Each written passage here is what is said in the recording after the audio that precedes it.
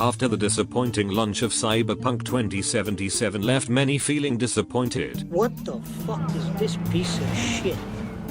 CD Projekt Red's latest collaboration with Netflix, Cyberpunk Edgerunners, invites us back to the neon streets of Night City and reminds us why we ever fell in love with this world in the first place. So how come the show resonated so deeply with many, while the original installment failed to leave a lasting impression? Let's dive into why Edgerunners didn't just survive Night City but came out on top. Meet David Martinez, a bright but lost street kid living in the shadows of the Arasaka Corporation. David's mother works tirelessly around the clock to afford him a good education, striving for him to one day escape the circle of poverty. However, after her untimely death... There was a misinput, calm down! You calm the fuck down! There was a misinput! David is forced to abandon school and plunge into the city's criminal underworld. Shortly after he meets Lucy, an enigmatic and mysterious girl he falls in love with. From there the events of the show kick off, as David and a group of local edgerunners, chrome-laden mercenaries who sell their services to the highest bidder, try and carve out a name for themselves in the city. Yet, the story isn't anything revolutionary. A person forced into a life of crime under unfortunate circumstances. We've seen it 1,000 times over. So why did Edgerunners capture the hearts and minds of so many? I attribute it to three main pillars.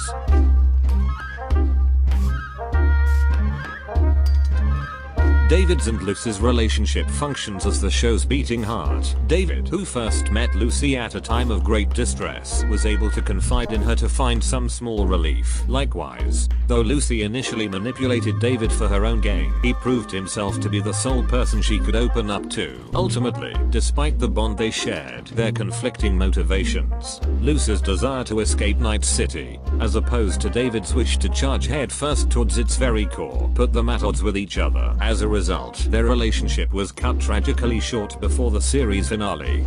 Maybe we should, go our separate ways. No, wait! That's not what I want! I'm sorry, David. But I gotta go. Huh?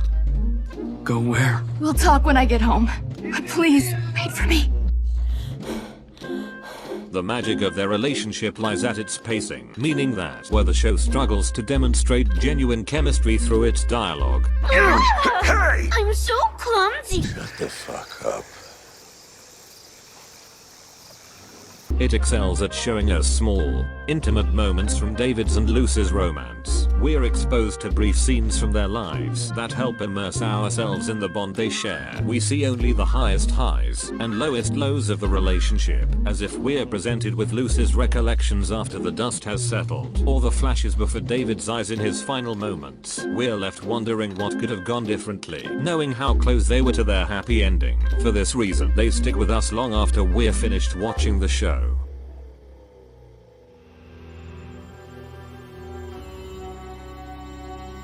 Throughout its meager runtime, Edgerunners manages to touch on a plethora of themes that all serve to enrich the story. One such recurring theme is the loss of humanity and personal identity, which the show mainly explores through the prism of cybernetic augmentations. The more chrome a person implants, the greater the strain on their mind and body is. Each time they install a new cybernetic device, they lose a piece of their soul. David Martinez is a prime example of this. His obsession with taking after Maine's legacy causes him to undergo a rapid and extreme transformation. He pushes the physical limits of his body to their breaking point, replacing nearly every part of himself with metal until he's arguably more machine than man. His obsession calls to mind a bodybuilder struggling with dysmorphia more than anything else. I don't need it.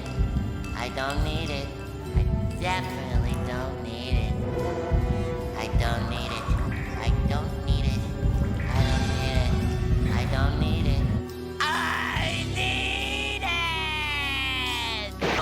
However, this isn't just about appearance. David's over-reliance on technology poisons his mind, causing him to experience great mental anguish. Throughout the show, David doesn't really possess any motivations of his own, instead chasing after the ideals of others, initially trying to accomplish his mother's dream. My son at Arasaka Tower, top floor, I can just see it. You've got this, D. You're my son. Later chasing after Maine's legacy in an attempt to make a name for himself. Haven't changed, have you? Still chasing someone else's dream.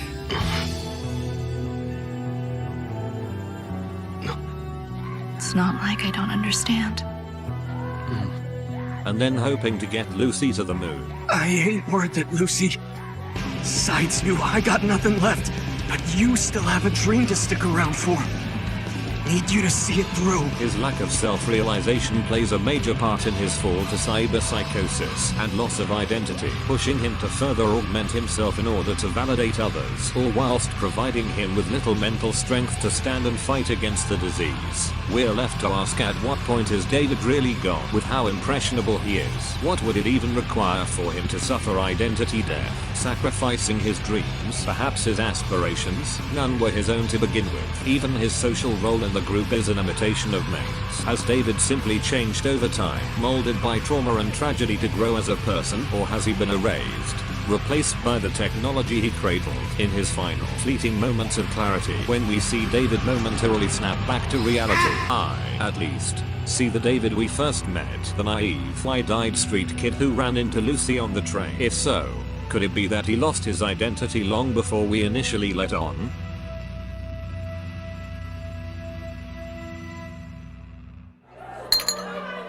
A major reason for why I believe the show resonated so deeply with many is its parallels with our own day-to-day life. It presents an exaggerated reality in which people are addicted to technology that simultaneously offers an escape from the bleakness of the world, while further exacerbating the problem. In Night City, wealth inequality is so great that the only way people can hope to escape poverty is by abandoning their flesh. They become literal machines that slave away night and day to appease the corporate elites, a sentiment that many people in the real world can sympathize with, fearing that no matter how hard they'll try, they'll never manage to amass the wealth their parents hold, or even just one day be able to afford a house. The show uses cybernetics to further visualize this class struggle, in a similar way to how Bong Joon-ho uses sunlight in Parasite, where the richer you are, the more direct exposure you have to the sun. The poorer you are in Cyberpunk, the less human you become. While the rich reserve for themselves sleek and elegant implants, the poor are forced to install crude and unstable augmentations that prioritize function over form and shed away their humanity. The world of Edgerunners demands an unrealistic level of excellence for success, fueling a desire to rebel against this oppressive system in a manner that mirrors ongoing attitudes and movements in modern society. In the end, amidst this bleak and unforgiving landscape, the series highlights the importance of human connection, claiming that we shouldn't turn to our digital idols in search of relief, but rather to one another, towards human communities and human connections. In conclusion, Edgerunners is truly greater than the sum of its parts. It didn't succeed due to any one single element. Rather, they all coalesced together to create a truly remarkable experience. The beautiful animation by Studio Trigger, the memorable characters, its echoes to our own reality, the rich lore and world building imparted by CD Projekt Red, and let's not forget the truly inspirational and heartfelt music that makes the show what it is. All these elements and more contribute to the show's success and aid in immersing ourselves in the cyberpunk world. It's not surprising that many found themselves rushing back to the game after the show ended. Even I, who struggled to connect with the dialogue and animisms of Edgerunners, ran almost immediately to the original installment. As a continuation of the cyberpunk genre, Edgerunners warns against the dangers of over-reliance on technology and unchecked corporate power, all while reminding us of the vital importance of human connection and community. Above it all, it is an extension of Cyberpunk 2077's main theme and begs to ask the same pivotal question: quiet life or blaze of glory?